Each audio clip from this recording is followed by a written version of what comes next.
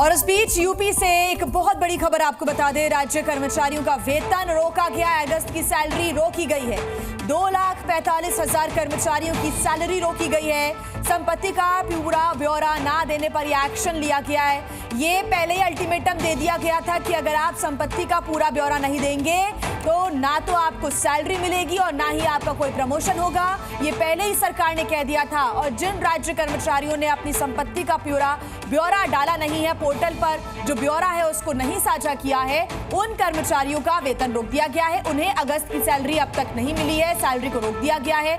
ऐसे 2,45,000 कर्मचारी हैं जिन्होंने पूरा ब्यौरा संपत्ति का नहीं दिया, उनकी सैलरी रोक दी गई है। इसके पहले ये सरकार ने कहा था, क्योंकि जो लगातार भ्रष्टाचार के मामले सामने आते हैं उन पर नकेल कसने के लिए सरकार ने यह आदेश दिया था कि अगस्त के आखिरी दिन तक आप पूरा जो ब्यौरा है वो अपने पोर्टल पर डाल दें। लेकिन जिन कर्मचारियों ने नहीं डाला उनकी सैलरी रोकी जाएगी और अब एक्शन भी ले लिया गया है।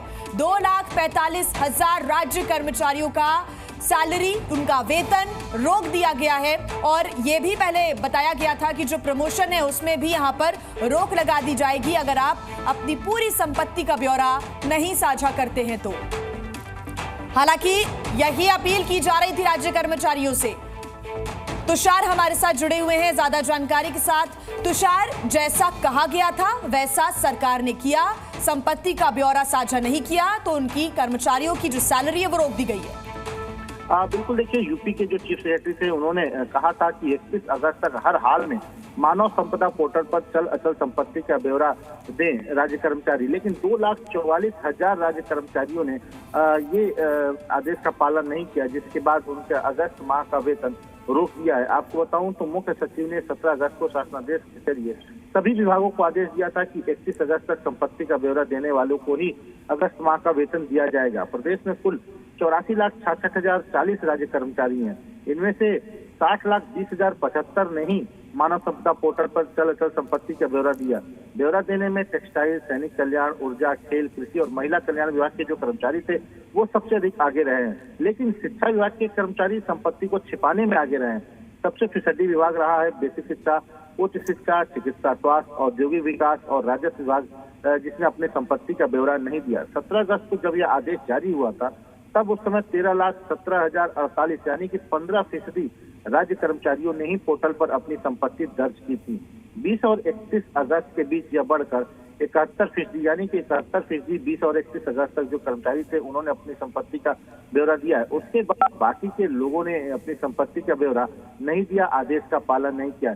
आईएएस और पीसीएस जो अधिकारी थे वो इससे मुक्त थे। मानव संपदा पोर्टल पर संपत्ति का ब्यौरा देने में सिर्फ जो आईएएस अधिकारी और पीसीएस अधिकारी, पीपीएस अधिकारी, आईपीएस अधिकारी, उनको इससे बाहर रखा गया था।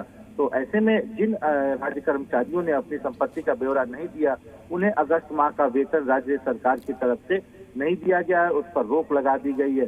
देखना ये होगा कि सरकार आगे इसको लेकर क्या। बिल्कुल तुषार, शुक्रिया आपका। ये बड़ी खबर आ रही थी, इस पर सारी डिटेल्ड इन्फॉर्मेशन आपने साझा की दर्शकों के साथ, शुक्रिया आपका। हरियाणा विधानसभा चुनाव को लेकर सोमवार को कांग्रेस चुनाव समिति की बैठक हुई थी और सूत्रों के अनुसार इसमें 49 सीट पर चर्चा हुई, जिसमें 34 सीट पर उम्मीदवारों के नाम का फैसला फाइनल हुआ है।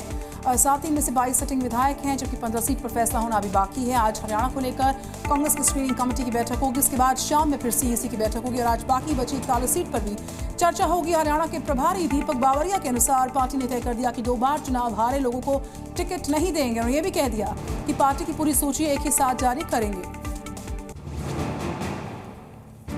जातिगत जनगणना को लेकर देश की सियासत एक बार फिर तेज हो गई है। समाजवादी पार्टी के अध्यक्ष अखिलेश यादव ने कहा है कि जाति जनगणना सामाजिक न्याय का रास्ता है।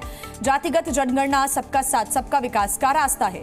जाति जनगणना समाज को जोड़ेगी, बांटेगी नहीं। अखिलेश यादव ने बगैर नाम लिए बीजेपी पर हमला बोला, कहा कि समाज को तोड़ने वाले अगर कहते हैं कि जाति जनगणना से समाज में दूरियां पैदा होंगी तो ये वही कहावत है कि उल्टा चोर कोतवाल को डांटे।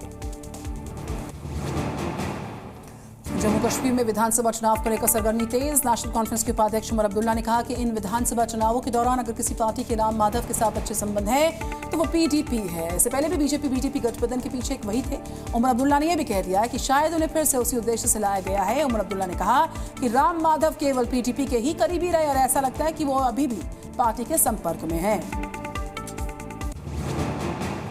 प्रधानमंत्री नरेंद्र मोदी ने भारतीय जनता पार्टी की सदस्यता अभियान की शुरुआत की। अभियान के अंतर्गत नए सदस्यों की भर्ती और पार्टी के मौजूदा सदस्यों का नवीनीकरण किया जाएगा। सदस्यता अभियान का पहला चरण 25 सितंबर को संपन्न हो जाएगा। बीजेपी का पूरे देश में 10 करोड़ से अधिक नए सदस्यों की भर्ती करने का लक्ष्य है। यूपी में अभियान की शुरुआत आज से हो जाएगी और मुख्यमंत्री योगी आदित्यनाथ फिर से सदस्यता लेकर यूपी में अभियान का औपचारिक शुभारंभ करेंगे। पार्टी ने यूपी में 3 करोड़ से अधिक नए सदस्य बनाने का लक्ष्य तय किया है।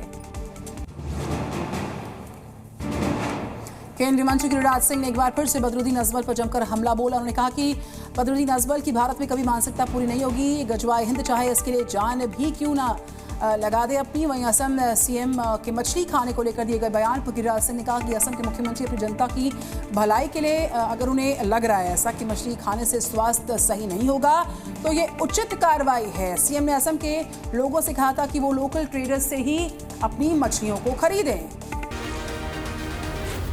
Zee News.